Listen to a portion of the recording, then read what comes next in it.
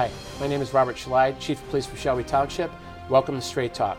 With me today is none other than Captain Jason Schmidler. Hi, Jason. Hi, Chief. Welcome to the show. Thank you. I brought you on the show today to talk about some of our technology advances we have at the police department. The first one I want to talk about is our Faro system. Okay. Now, we put this into place, I think, sometime in 2018. You had approached me. You were overseeing the evidence tech program. Approached me and told me about the system itself. I'll let you talk about the details, but what I needed to know is how this could benefit our officers and what the cost was. You explained it to me, which I'll have you explain to the residents in a minute, but the cost was very expensive. It was $50,000. Yes, sir. I ended up believing in this product after you explained it to me. I was able to partner with our Board of Trustees who authorized the purchase, and then the rest is history. You want to talk a little bit about what the equipment does? It's a scanner. It allows us to measure crime scenes and traffic crashes, and it just does more than just measurements. It actually allows the other people to see what the officers see once they're on scene. When we take this product into the courtroom and we give it to the Macomb County Prosecutor's Office, it takes them right into our scene. Okay. Now, who do you have overseeing the program? Sergeant Bunch. He was no doubtedly the one that takes over the evidence techs. He has a vast experience being an evidence tech, which we call an ET, and he is definitely a leader in that unit. He is well versed in all aspects of that. Okay. Now, the actual device, Faro, is it an acronym, or is that just the name of it? That's just the name of it. Okay. Now, it's portable, correct? It is. We Okay. take it out to the scenes with us. It's in a couple boxes, and it does great work. Okay. So specifically, I know we use it on accident scenes, right? Yes, But sir. we also use it on major crimes, correct? Correct. Our first look at the Faro was when we had a homicide a couple years ago. The only department in the county that had that equipment was the Sheriff Department. Saw it firsthand and what it could do, and I knew we had to have it. Yeah. I'd like to make note that we are still, now we're the only second department in Macomb County that have the product, with the Sheriff's Department being the first one. And to the point now where we're getting phone calls from neighboring agencies asking us if we can assist with their major crime scenes, and of course we will. We've had 2 recent calls lately, correct? We have. We assisted Warren, and we also assisted Roseville. We're always happy to lend a hand to the other departments. This is the equipment. This is the next step in evidence tech work. Yeah, it's state-of-the-art technology, correct? It truly is. And then, the cost is very expensive, $50,000, but we're very responsible about spending taxpayer money. But what I have to look at is the benefit to our agency, benefit to our officers, and the most important thing is successful prosecution of cases. So we're using this in the courtroom. We're showing the jury all the different images it produces, correct? We owe it to our community to put the best product out there, and Faro right now, it's it. How many of our evidence technicians are trained on the Faro system? We have 8 evidence tech trained and also one of our crash reconstructionists. Obviously, as far as technology goes, this is state-of-the-art. Our department is continuing our strive for excellence and making sure our guys have all the tools that they need. And obviously, we provide them with the training to go with it, correct? Absolutely, Chief. I was an evidence tech for about 8 years, and I remember going out to the scene and processing it, taking the old-time cameras and tapes. We no longer do that. It's our responsibility to process that scene. We need to map it. We need to put the best product forward, and the Faro does it. Now, one of our, do we have a resident in-house expert as far as the Faro system, or are all the guys kind of an equal basis? We do. Officer Hoy and Derek Stansberry. Okay, and this is because they're getting extra additional training, correct? They do. Officer Hoyt is not only one of our reconstructionists, which we have 2, but he's also an evidence tech. Okay, let's take a look and see what Stacy has for us. I guess when it comes to technology, if you don't keep up, you're going to fall behind.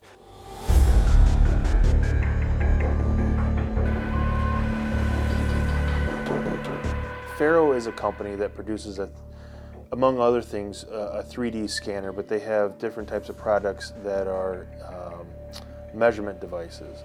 And the device that we purchased, the police department, is a 3D scanner.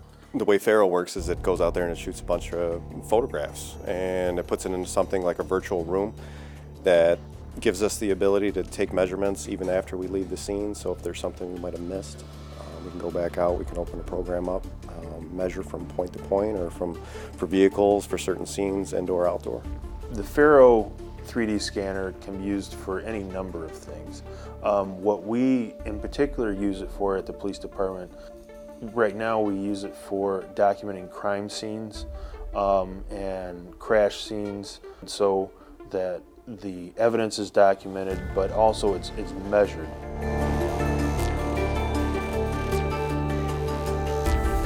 You know, we want to be as proficient as we can, use the best technology out there and make it easy on the guys to, when they do go to court, if they do have to make it a reliable source so juries and judges can see it and rely on it. The 3D scanner has really been revolutionary in the way we do police work as far as evidence collecting. It just made it quicker. If you go back all the way back to when I started in 2003, 2004, we were using tape measures on the roadway. We would actually take out a tape measure and measure points, or I should say different locations of the evidence in an actual physical tape measure, measuring how long it is this way and how long it is that way, and triangulating like that, which took a lot of time. As times change, technology gets a little bit better. We moved up through the stages, and we moved up to shooting with a laser, which gave us a little bit less time out there than moving up to the total station in 2007. That made it a whole lot better in terms of computer programs, drawing. Then we got the Faro, and it's just a complete game changer when it comes down to it. So we go from shutting a roadway down to 8 hours, and we can possibly get some of the easier scenes done in a couple.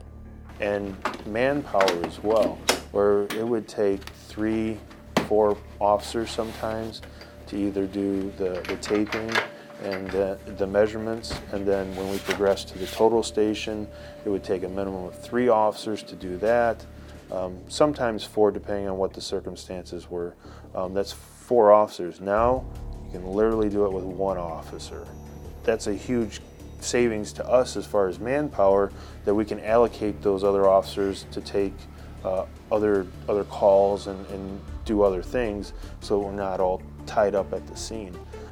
With the Faro 3D scanner, it's been wonderful in the sense that when we go to a crime scene, crash scene, we had one chance to collect evidence. We had one bite of that apple.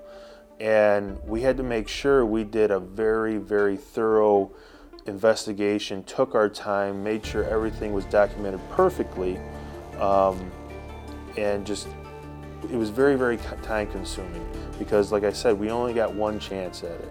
And evidence can be time sensitive in some cases. And crash scenes are no different. And so when we go to these things and use the 3D scanner, what happens is that when we take that measurement, it scans everything for us.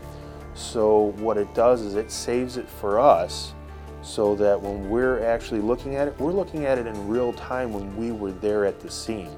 We're looking at it from the same perspective. We can go to it every single day. We can go to it hundreds of times, be in the actual scene hundreds of times, but not actually have to be there physically. And so that's what the 3D scanner affords us. It affords us the opportunity to capture that scene and be able to preserve it perfectly for an indefinite amount of time. It's trying to make the work smarter, not harder. When this allows us to, I mean, you sit and you go through the programs, you realize the capabilities of what it has to. You have very little information at the scene that you can work with. You can bring it in here and create things that we had no idea you could do back in 2003, 2004 when you're out there with tape measures and you had to rely on photographs and you might miss things. This gives us the capability of the Faro. You can take out there and it shoots a bunch of photographs. You might not even see things at the scene. You bring it back here, you upload it into the software program. You can enhance the lighting, things that you might not have seen in the background that you might pick up on once you open the software program.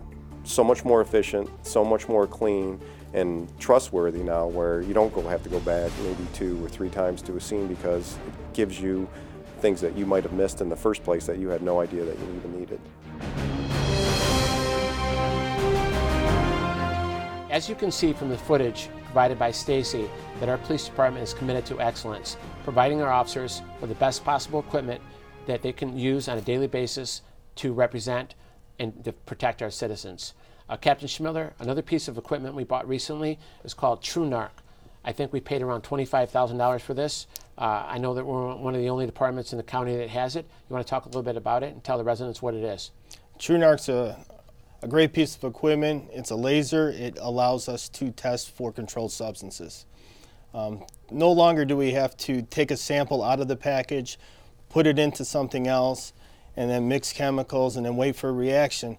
We can just hit it with the laser, and it has a library of about 450 controlled substances right now, which we can update later, and it'll tell us exactly what it is. We can not only test it in the station, we can also take it on the road with us and do it right from the scene.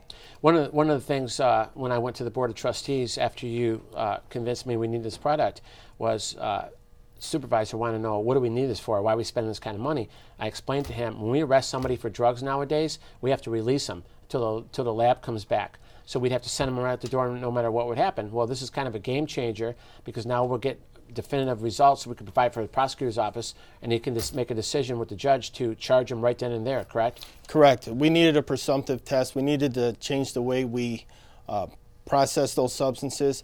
And if we waited, we'd be waiting months for the state police lab, and it's no knock against them. It's just they're very busy right now. Correct. Obviously, we have a few different officers. One of them, Officer Sorbo, he's going to be named Officer of the Year next week at our award ceremony. He's on the street every day looking for people that are possessing illegal drugs. He's kind of digging. He's constantly finding different guys with different types of drugs. So, I mean, this is something that you would call a necessity, correct, for our department? It definitely is a necessity. We can't wait months to prosecute those offenders because then we have 2 or 3 more contacts with them before we even get them into court. That's not acceptable. And we need to protect the officers, and we need to protect the citizens. We don't want to be spreading those substances and contaminating things. Correct. I mean, my perception of our community, they say no to drugs. They don't want drugs out here. This all started a few years ago with the K2 stuff, and the community was up in arms, okay? Filling the boardroom up with different parents. They've made it very loud and clear to our police department. Also, I've gotten very direction from the supervisor and the Board of Trustees. We don't play with this out here. They tried to pass marijuana for the state of Michigan. However, guess what? Shelby Township residents said no and defeated the measure internally. So we were able to go to the Board of Trustees and request a opt-out, in which they did. 7-0 vote. We don't want this stuff in our town. So the bottom line is we take this very seriously. We've given the officers the tool set that they need to make sure that they can evaluate the different types of drugs we're encountering on a daily basis. Okay, and then keeping the people locked up, correct? Correct. It's our responsibility. We owe that to the township. The drugs aren't the same they used to be. And now, you know, a person thinks they're taking cocaine or heroin, but now it's mixed with these other substances. Right. And then you figure they even up the game because the dope dealer puts fentanyl in it or carfentanil. It's killing people. And we can't have, you know, a child that's in a house and be exposed to those things. It'll kill them. Let's take a look and see what Stacy has for us, and we'll show you TruNarc in action. Anytime we believe we have a controlled substance, we can either take that substance and test it here at the station, but the TruNarc allows us to take it out to the scene. And it's a very valuable tool. Within seconds, we can scan that product and figure out what it is. I guess I'm here today for to kind of give you guys a first-hand look at how we use our TruNarc. This is a laser scanner. It gives guys the ability to, I guess, scan substances that we normally wouldn't check in the field just because of health hazards or risks out there in the field. So we come back here, or at the scene for that matter, as long as we have the right safety precautions. We can use this machine now to figure out what substance we're dealing with, if there's a couple unknown substances in the field that we got to find out. So I'm going to kind of step you through it and show you guys how quick it is and how simple it is. So this is the machine itself. So anytime we're handling, you're going to get ready. Obviously have a little bit different scenario because today's a controlled environment. Normally we have a vent hood back here. Guy's going to bring a substance into the station to make sure they're safe. They're going to bring in here. We have fans that blow outside the building, so it's actually sucking any kind of powders or anything else if we don't know what they are. You're going to wear gloves all the time. Anytime you got your hands on something you don't know, then we're going to mask up. I'm not going to put a mask on today just so you can hear me talking. But we do have these masks that blocks out any powders, so I'm going to go ahead and put one of these on if you don't know when you're bringing it into here. For extra precautions, we have our face shields as well. Just keep everything in here in a controlled environment so we know what's going on. We know we're as safe as we possibly can be. Okay, so we get a pass test. It says at the bottom there, self-check pass. That means we can go ahead and analyze whatever we want to test. Got a few samples today. Obviously, if we're going to go into, again, bring it into the controlled environment, bring a few over here. So we're going to test in here under the vent hood. Either your mask on, a face shield, you got your gloves on. So a few different things. We'll go with, see, it doesn't take much. As long as a clear background here, and as long as we can see some of the powder, it doesn't need a whole lot to scan, although the laser's coming out the end there. So all it's got to do is be able to catch some of the substance you want to read. So we'll go through the pass, and then I'm going to go up to the scan button now that we did the self-check. Going to hold the laser on whatever substance you have. Hit scan. Again, it's going to ask you, do not scan suspected energetic materials. It means the laser's coming out the end. And hit scan. It keeps our officers and the public safer. It allows us to test the substance. We can actually scan it through the packaging materials, either being plastic or glass. We don't have to manipulate it anymore. We don't have to handle it. We're worried about contamination, and this definitely cuts down on it. One single scan, we can test for over 450 controlled substances. We couldn't do that before. It was one test at a time using old kits that we had to put a sample into the kit, mix it, and try to get a result. Now we're going to grab some known substance here. And click OK.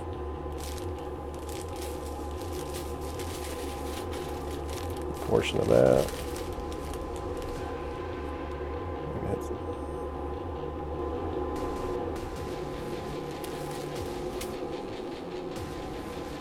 Now it's going back through the analyzing process.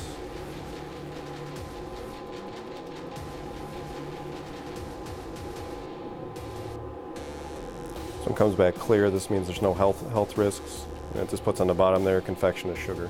So it'll run through its own database, and what it does is it scans everything that they put into the database, and whatever the laser reading and the science that goes into this machine, it reads it and gets off a graph that comes back, and it fits on their chart. So you can actually look it up. So what we would do from there is, say they came back, I don't know, heroin or cocaine, it goes back on there. We're going to take this machine, take it over to our computer, plug it in, let it go to the TrueNarc site. It allows us to get our cases in court a lot faster now. Prior to that, we weren't testing those substances because I didn't want my officers contaminated. So we'd have to wait, send it off to the lab, wait several months for it to come back.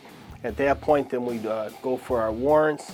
So it really bogged the system down and tied our hands. We need to be able to deal with these cases in an efficient manner, and this definitely allows us to do so. If we arrest somebody tonight with those substances, we'll have a full printout for the prosecutor's office in the morning, and we'll have the warrant by the afternoon. It's just going to show the readings and the substances, so we print off a little sheet like this where it comes down to where it kind of shows up clear, and it gives you the what it analyzed and how it came to that conclusion based on a lot of the points and whatever's in the scanner, however it measured it, would match up and in fact identify the substances, whatever you tested it as. So these are the sheets we print off. We include with the case. These are all recorded and go right over to the prosecutor's office where they can read them. It's been proven in court that this is an accepted testing process, so that's one of the items we can go with, is to keep guys safer on the road. We're going to try this one. This one is, I believe this one's cocaine, so we're going to see how it reads. So again, go back through the self-check.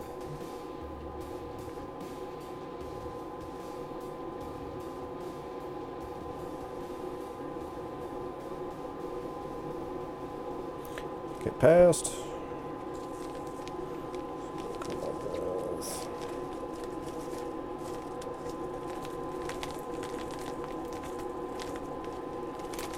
Just a little bit in here, so it doesn't take much. All you need is to get enough to get the laser on the front of it. So we're going to try to scan it, get it in the front of that.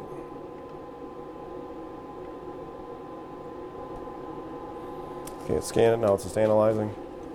Let's see what it comes back.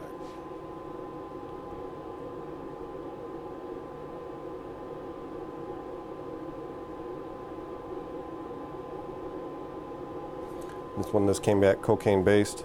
So you're going to look at it, it's red, so that's download it to our computer, print off the sheets, include it with the report, get sent over to the prosecutor's office for check. Look at how much the drugs changed in the last several years. It's no more just heroin or just cocaine out there. They're mixing it with many things. And the TrueNarc actually, we can identify the cutting agents also. So if we test a sample of cocaine, we can potentially find heroin and other substance, or fentanyl and other substances in there. So as much as they're advancing, we need to keep up with them too. And we can't be behind the 8 ball waiting several months for our warrants. This is way too important. We need to be able to get those who are using the drugs in our area help. And by getting those cases into court and getting them into treatment, that will definitely benefit everybody. Let's see what this one comes back as.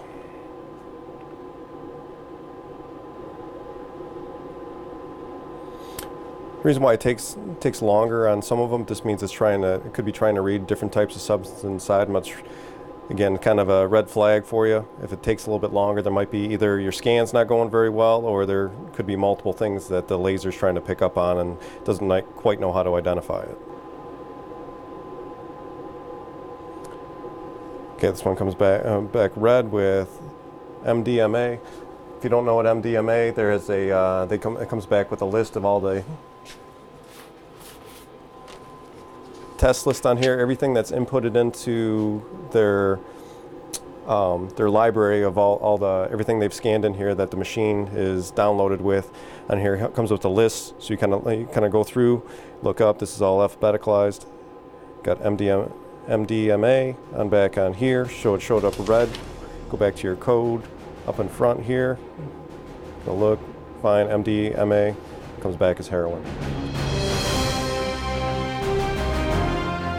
If you need help from our department in any way, whether unfortunately you may be addicted to the problem, addicted to the drug, any type drug, if you want help from our police department, you can walk into the station, ask for help, and we'll get you to a treatment program, no questions asked.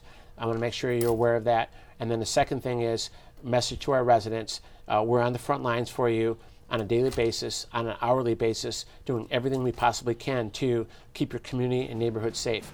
As always, you can feel free to reach out to myself, my deputy chief, our captain. All our information is on the website. Thank you for watching Straight Talk.